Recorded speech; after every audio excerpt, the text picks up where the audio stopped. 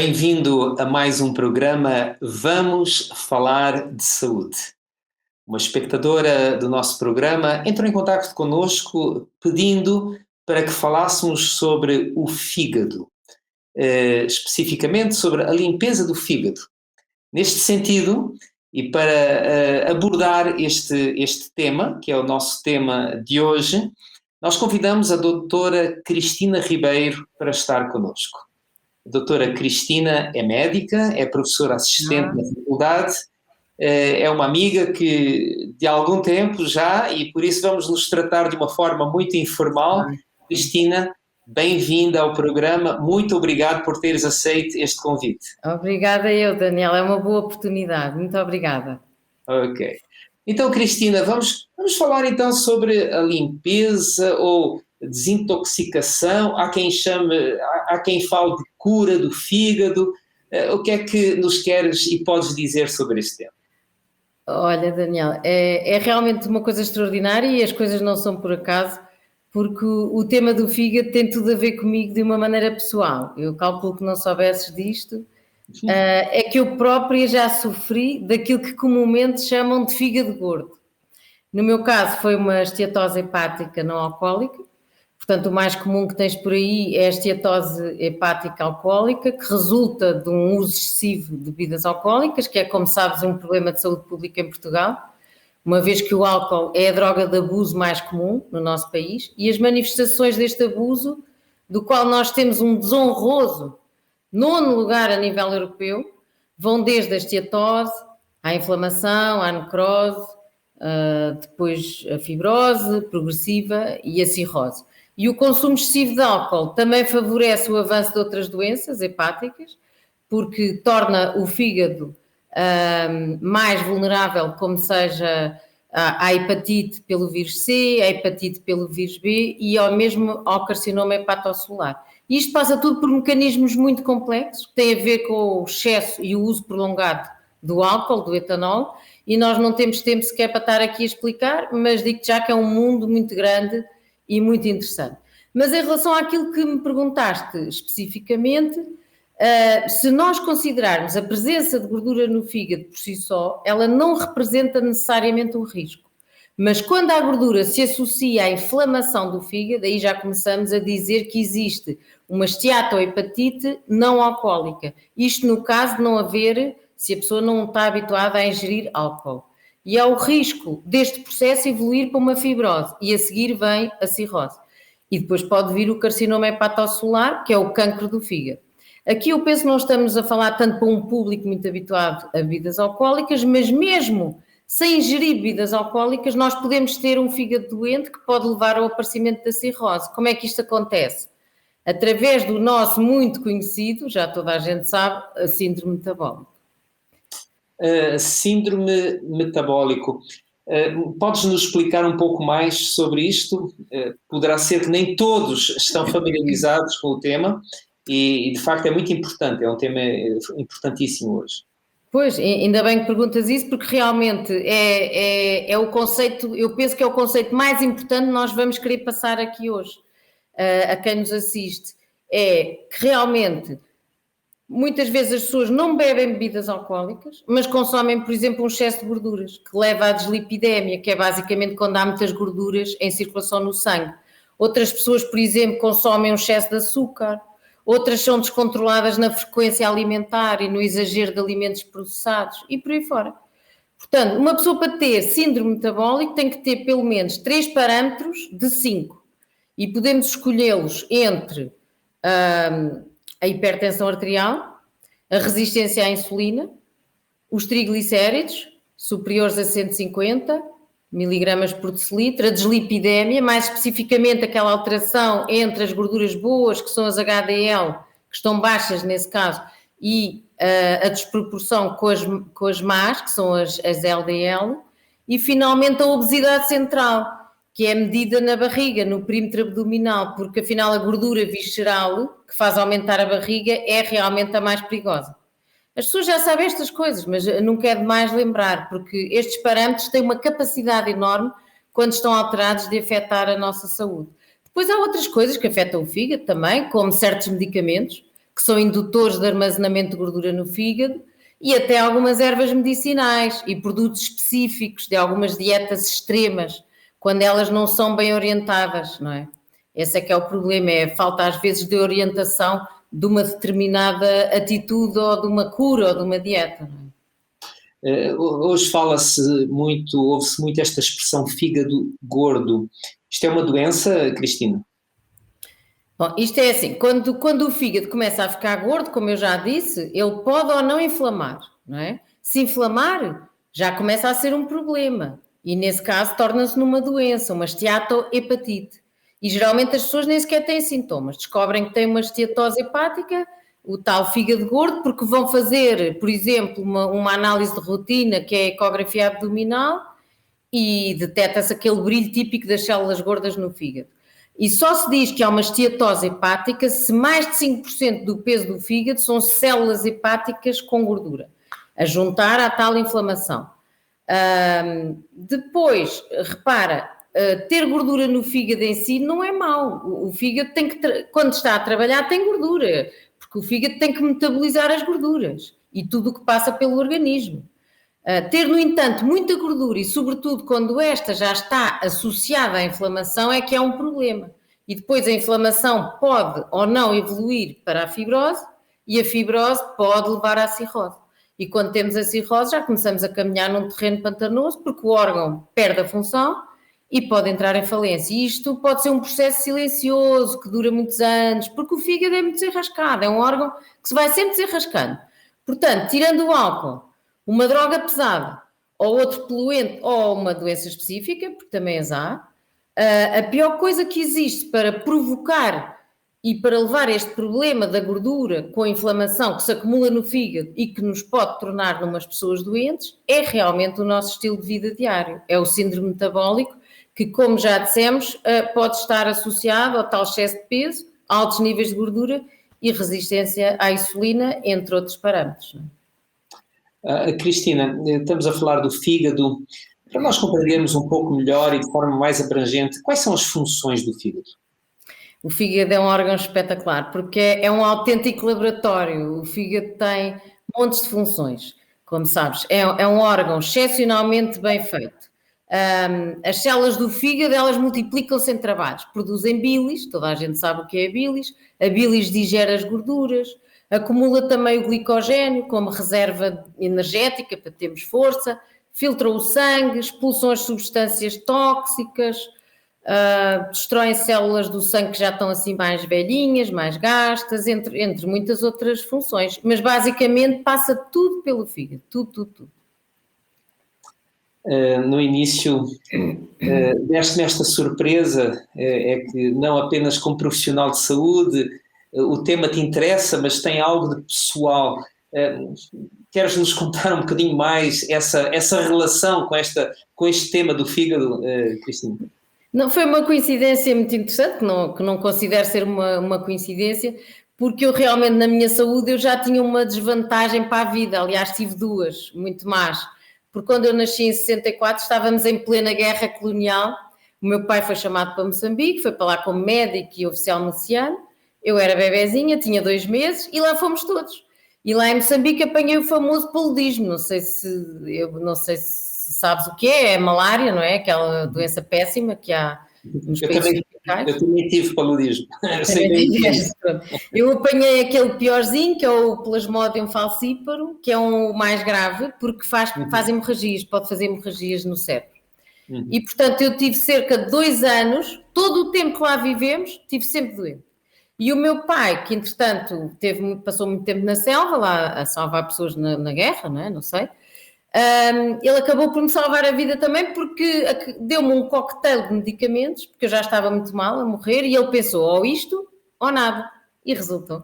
Mas fiquei à partida com o fígado sobrecarregado, porque não só porque o bicho afeta o tecido hepático especificamente, mas também porque eu tive que tomar medicamentos que são muito, muito maus para o fígado e num curto espaço de tempo, extremamente tóxicos para o fígado. Outro aspecto, mais tarde, foram as 8 operações com anestesia geral, que eu tive que fazer num espaço de 5 anos, ali mais ou menos na minha década dos 30, também sobrecarregou o fígado. Então, aos 40, eu descobri, através da tal famosa ecografia abdominal, que tinha fígado gordo, sem ter um síndrome metabólico, não era gorda. Eu tinha o fígado gordo, provavelmente por causa destes fatores já de sobrecarga.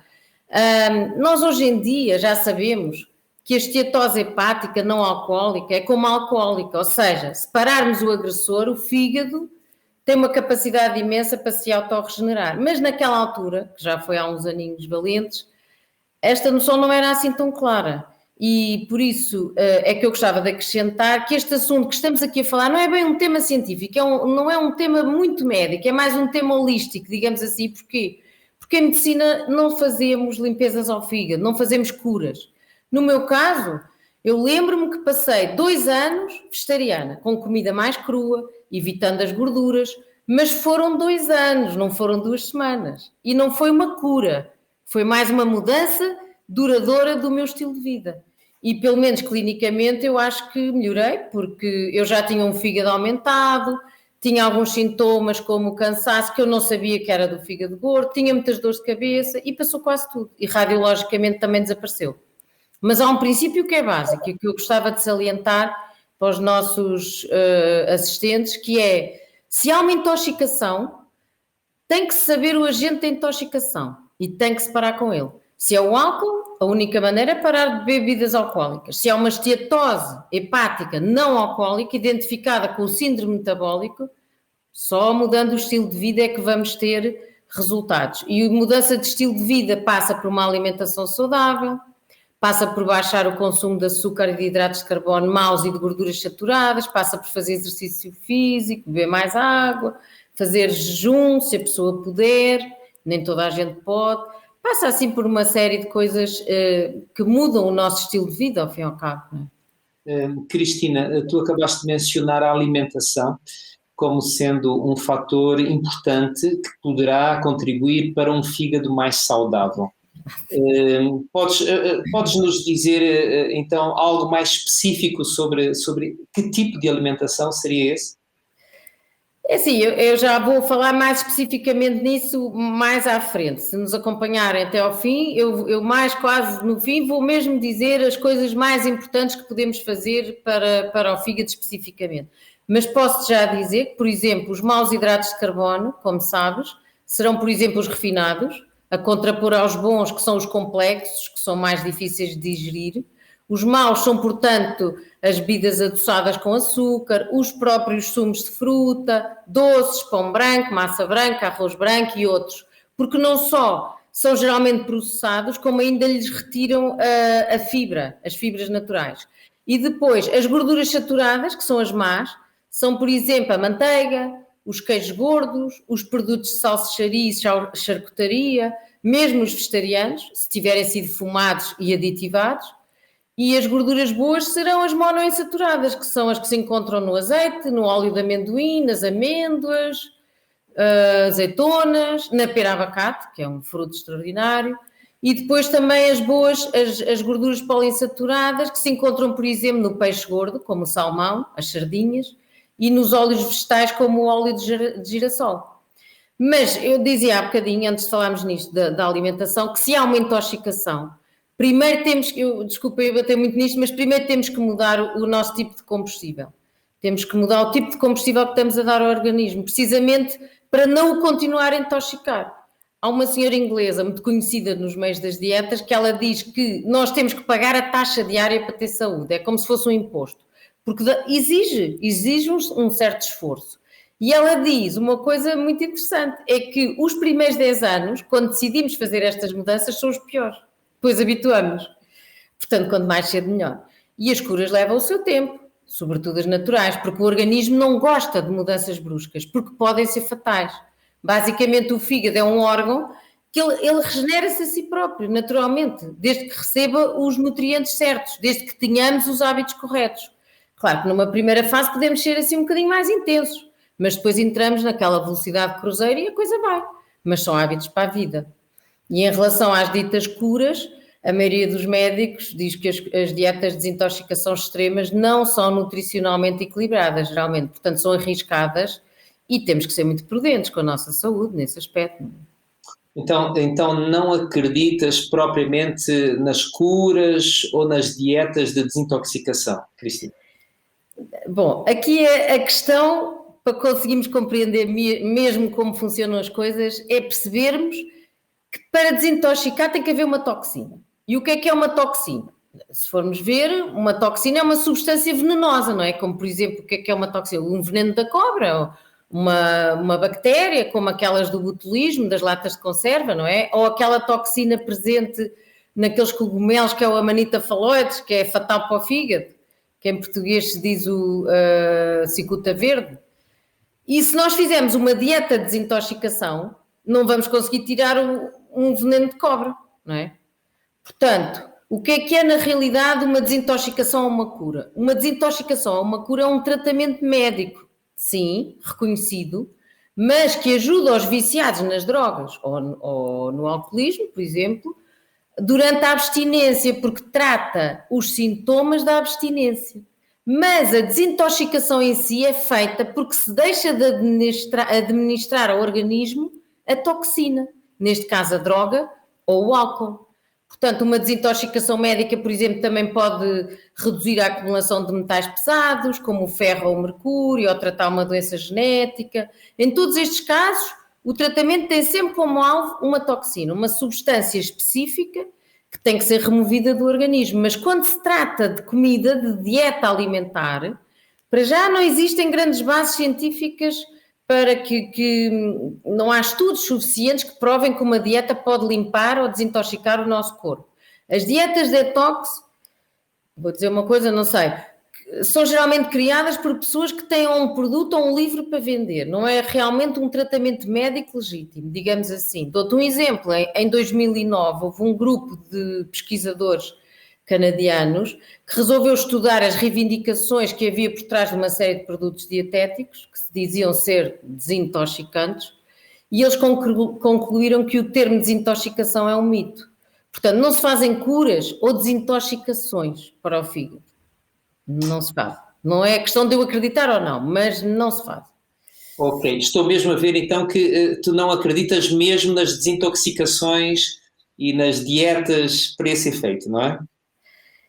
Pois, é como te estava a dizer, não é bem isso. Lembra também daqui o meu testemunho pessoal, não é? E se ficar até ao fim, já como disse, vamos falar especificamente em algumas coisas que podem ajudar quando existem problemas reais no fígado, ligados ao nosso estilo de vida e aos nossos hábitos. Mas primeiro temos que ver se estamos realmente intoxicados para precisar de uma cura.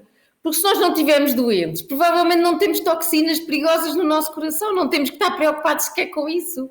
Claro que nós estamos todos os dias expostos a poluentes ambientais, não é? E químicos, que na água que bebemos e em alimentos processados, por exemplo, as hormonas que nos chegam dos alimentos de origem animal, os pesticidas. Mas se sentimos necessidade de fazer uma cura, também é porque achamos que o fígado é tão incompetente que precisa de ajuda, o que até é um bocadinho caricato, porque o fígado é um órgão que se autodesintoxica. É como se achássemos que o fígado fica tipo entupido, como se fosse um filtro de ar-condicionado, ou como se fosse, sei lá, assim uma coisa de um aspirador e que de vez em quando temos que o desintoxicar, temos que o limpar. É assim, tudo o que nós respiramos, tudo o que colocamos na pele, tudo o que comemos, entra na corrente sanguínea, é levado para o fígado e depois o fígado é que fabrica aquelas enzimazinhas específicas para remover ou transformar estas substâncias todas. Se nós fizermos uma revisão da literatura, até hoje não existem provas suficientes que mostrem o entupimento do fígado, sem que haja, claro, uma predisposição, porque há doenças que podem provocar isso. Mas se o fígado tem que metabolizar qualquer coisa em grandes quantidades, como por exemplo o álcool ou uma droga, ou as gorduras, no caso do síndrome metabólico, o fígado não fica de repente mais eficiente porque lhe damos uma ervinha ou um suplemento qualquer. O que temos que lhe dar, sabes o que é? Tempo. Para ele lidar com essas substâncias. Porque o que acontece é que os ingredientes da dita desintoxicação vão entrar na fila juntamente com tudo o que o fígado está a processar. E vão esperar, para a sua vez, também para serem processados. Portanto, volto a dizer que para além dos casos de álcool, drogas e alguns medicamentos e por aí fora, não há evidências de que o fígado precise ser ou possa ser sequer desintoxicado, porque o fígado limpa-se sozinho. O que temos que lhe dar é um bom combustível sempre na forma de alimentos saudáveis e bastante tempo. E além dele se autolimpar, ele também tem uma capacidade de regeneração brutal. Por isso, muitas vezes, o que é que acontece? Eu vou explicar. Eu acho que o que acontece, e já aconteceu comigo também, é que começamos a comer mais saudavelmente, começamos a fazer exercício físico e começamos a melhorar. E às vezes estas melhoras, nós achamos que é da tal ervinha ou do suplemento, que também começamos a tomar, mas geralmente os efeitos mágicos não vêm daí, mas sim daqueles excessos que nós cometíamos e deixámos de cometer.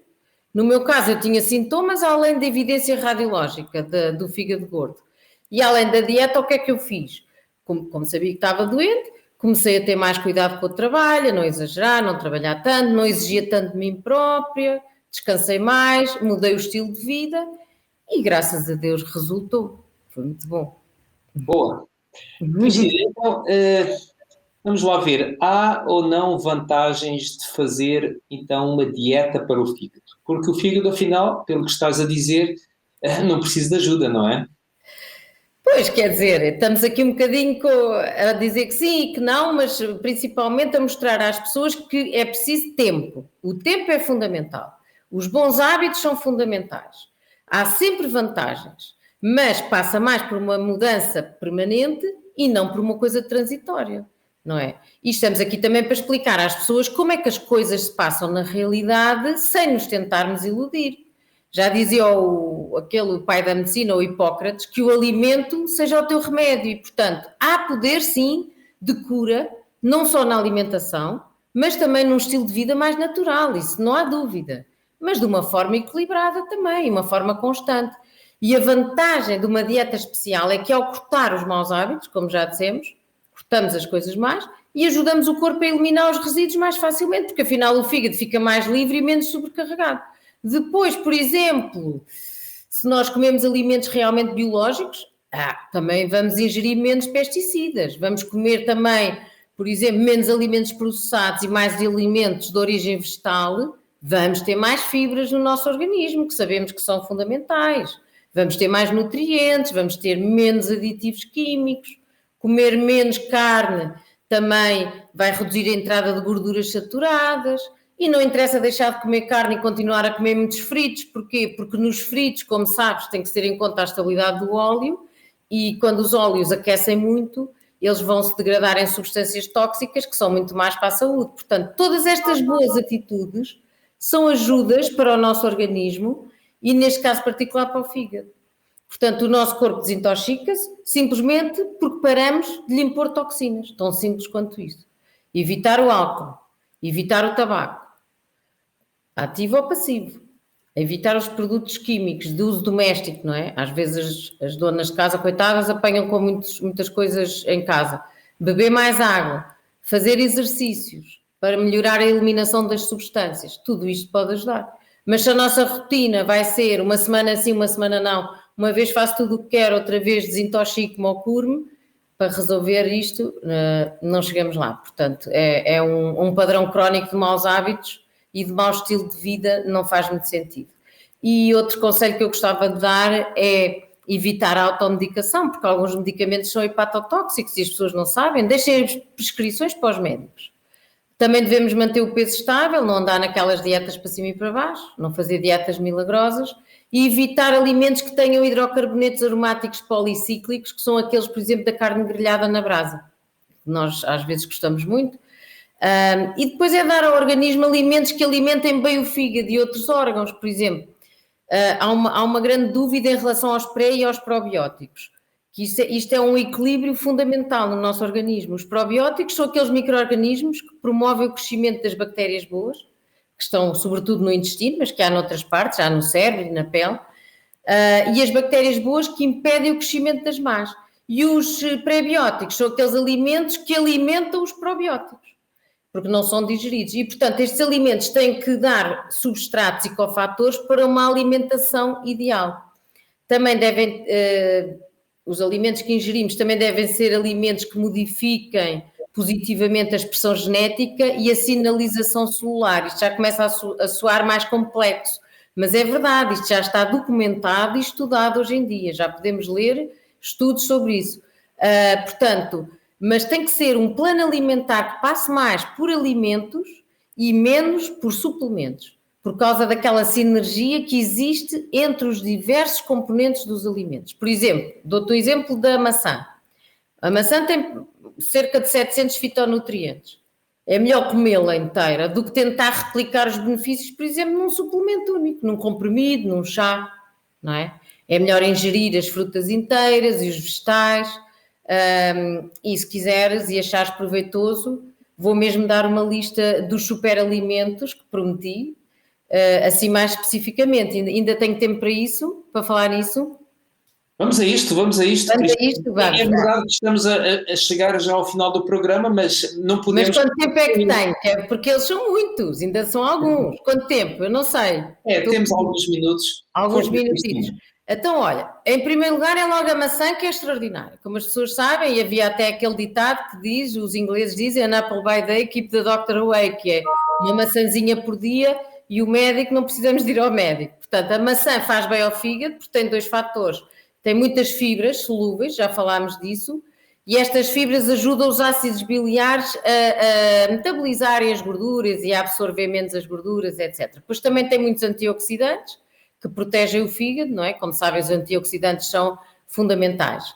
E os radicais livres, também antirradicais livres. Depois temos o tomate, que é fabuloso, que sobretudo ajuda a produzir a glutationa. Como sabes, a glutationa é a mãe de todos os antioxidantes. Depois temos o espinafre. O espinafre também tem glutationa e também é rico em várias vitaminas, como a K, a A, C e a E, mas tem que ser algum cuidado. Não convém comer muita folha de espinafre verde, porque ele tem uma substância que é o oxalato, e o oxalato dificulta a absorção de alguns sais minerais. Portanto, não se deve consumir em excesso cru. Por isso é que há aquelas folhas de espinafre baby que têm menos oxalato. Depois as frutas cítricas, portanto a laranja e o limão, têm muitas vantagens. Ajudam a produzir um sérum protetor que se forma à volta do fígado e que evita muitas lesões, e também diminui os níveis de bilirrubina, porque tem os fitoquímicos. E é uma coisa interessante que devemos comer um bocadinho sempre da casca da laranja, é um bocadinho amargoso, mas tem óleos essenciais que ajudam a diminuir a absorção do colesterol, portanto é muito importante. E convém que não tenha químicos, a casca da laranja. Depois, a cenoura é muito boa também, é rica nos carotenoides, como toda a gente sabe, e também tem, e nos componentes da vitamina A, que também é um antioxidante, e há estudos, hoje em dia, muito interessantes, em que se descobriu que os componentes da cenoura já foram capazes, em determinado ambiente experimental, de prevenir a maior parte das lesões causadas por fatores externos, nomeadamente vírus e o álcool. E nos tempos que correm isto são boas notícias, não é? Depois temos a beterraba, que também tem carotenoides e fenólicos, todos antioxidantes que protegem o fígado contra os efeitos causados, por exemplo, pela ingestão de alguns medicamentos e do álcool. E ao mesmo tempo também a raiz da beterraba também aumenta os níveis da tal glutationa, que é a mãe dos antioxidantes, e também diminui os níveis de outros elementos perigosos para o bom funcionamento do fígado. É muito importante. Cristina, pelo que estás a dizer, isto é tudo muito mais preventivo do que curativo, não é? Pois, lá está, porque realmente desde o princípio da nossa conversa eu acho que era uma das coisas que eu queria transmitir, é que o foco é mesmo esse, prevenir e não remediar. Porque, não é? Por isso que quanto mais cedo começarmos, melhor. Depois, ainda me esqueci, temos o repolho. O repolho também tem muitos antioxidantes e estimula a produção de bilis, portanto ajuda a prevenir a colestase. Ainda não falámos muito na colestase, a colestase é quando o corpo não produz bilis suficiente e o fígado não consegue metabolizar a gordura, fica tudo parado. Também tem compostos fitoquímicos que inibem a produção de enzimas causadoras de lesões e possuem a ação antinecrose sobre as células hepáticas. Falámos disso no início, que é a necrose hepática, que vem a seguir à fibrose. Portanto, isto são tudo efeitos que estão estudados e documentados na literatura. E este efeito aqui, para contrapor ao que estávamos a dizer, já é um bocadinho mais curativo. Depois, para finalizar, estou mesmo a acabar, o azeite virgem extra, de preferência prensado a frio, para preparar os alimentos, que é um hábito que faz muito bem ao fígado. Depois, também o abacate. Gostava de terminar aqui com o abacate. A pera-abacate. A pera-abacate é um fruto fabuloso que tem que estar sempre na nossa despensa. Temos de ter sempre pera-abacate. É um fruto rico em fitoquímicos e antioxidantes, que ajuda a prevenir muitas das lesões causadas pelas substâncias tóxicas para o fígado e reduz muito o risco de desenvolver a doença hepática. Claro que não podemos comer muita pera-abacate, porque ela tem algumas calorias. Portanto, quem esteja a querer emagrecer, não convém exagerar, mas pelo menos meia pera-abacate por dia é aconselhável. E o abacate estimula o funcionamento do fígado. Houve aqui 3 substâncias que eu me esqueci de referir, que ainda são a alcachofra, por causa da cinarina, que é uma substância muito boa também para o fígado. Depois o cardo-mariano, que também tem um efeito hepatoprotetor, isto geralmente vem sob a forma de chá. E o rabanete negro, que é um alimento que também estimula a produção e o esvaziamento da vesícula biliar. E são estes os melhores, eu acho que não me esqueci assim nenhum mais importante. Portanto, atitude preventiva, com todos os princípios saudáveis que falámos nesta conversa, e na realidade eu acho que o que conta mesmo é a persistência, um estilo de vida saudável, consistente, que vai funcionar como um edifício feito de hábitos, como em tudo o que é bom. E como tudo o que é bom demora um bocadinho de tempo, é uma obra para a vida toda. Claro que quando eu estive doente eu também me apetecia fazer uma cura e depois comer tudo o que me apetecia. E esta perspectiva está sempre ligada às nossas vontades, mas não é assim que funciona e não é assim, sobretudo, que resulta. Cristina, muito obrigado porque partilhaste o teu testemunho pessoal, mas também trouxeste aqui conhecimentos muito valiosos, equilibrados e ao ponto. Por isso, muito obrigado pela tua Obrigada eu pelo presença e convite. participação neste programa, está bem? Muito obrigada. Obrigada. Obrigado também a si que esteve connosco em mais este programa do Vamos Falar de Saúde. Aqui na Novo Tempo e na RCS estamos sempre ao seu dispor e por isso, se quiser nos colocar alguma pergunta ou dúvida, já sabe, temos o nosso endereço programas@novotempo.pt e também o nosso contacto telefónico 933 9392 91. Tudo dito por hoje, aguardamos a oportunidade de estar novamente consigo e por isso despedimos-nos e que fique bem e tenha uma boa saúde e cuide bem do seu fígado.